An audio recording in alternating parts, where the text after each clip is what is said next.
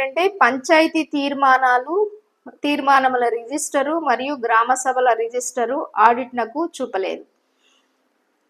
Rules ప్రకారం ఏంటంటే పంచాయతీ యొక్క తీర్మానాలు మినిట్స్ ఏదైతే ఉందో అది మెయింటైన్ చేయాలి. అలానే గ్రామ సభలు ఏదైతే జరుగుతాయో అక్కడ ఏం తీర్మానాలు జరిగినాయి అనే విషయం కూడా రిజిస్టర్లో నోట్ చేయాలి. ఇట్లా నోట్ చేయటం వల్ల ఏంటంటే ఆ మినిట్స్లో తీర్మానాలు ఏం చేశారు, అవి ఇంప్లిమెంట్ అవుతున్నాయా నెక్స్ట్ ఆ తీర్మానాలు లేదా అనే విషయము గ్రామ సభలో పాల్గొన్న వారికి గ్రామస్తులకు కూడా తెలుస్తుంది అనమాట.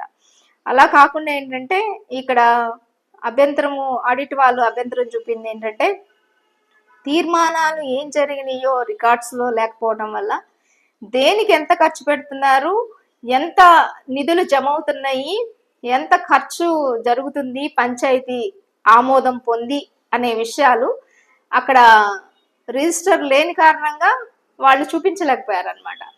అంటే ఈ రిజిస్టర్స్ రూల్స్ ప్రకారం మెయింటైన్ చేయట్లేదు కాబట్టి ఇది అభ్యంతరము. ఈ అభ్యంతరం వల్ల పంచాయతీ నిధుల జమ, ఖర్చుల వివరాలు, తీర్మానాలు, గ్రామ పంచాయతీ అభివృద్ధిలో చేసిన కార్యక్రమాలు ఏవి కూడా ఇక్కడ స్పష్టంగా చెప్పకపోవటం అనేది అధికారుల నిర్లక్ష్యము, అలానే నిధుల దుర్వినియోగానికి పాల్పడినట్లుగా మనకు తెలుస్తుంది.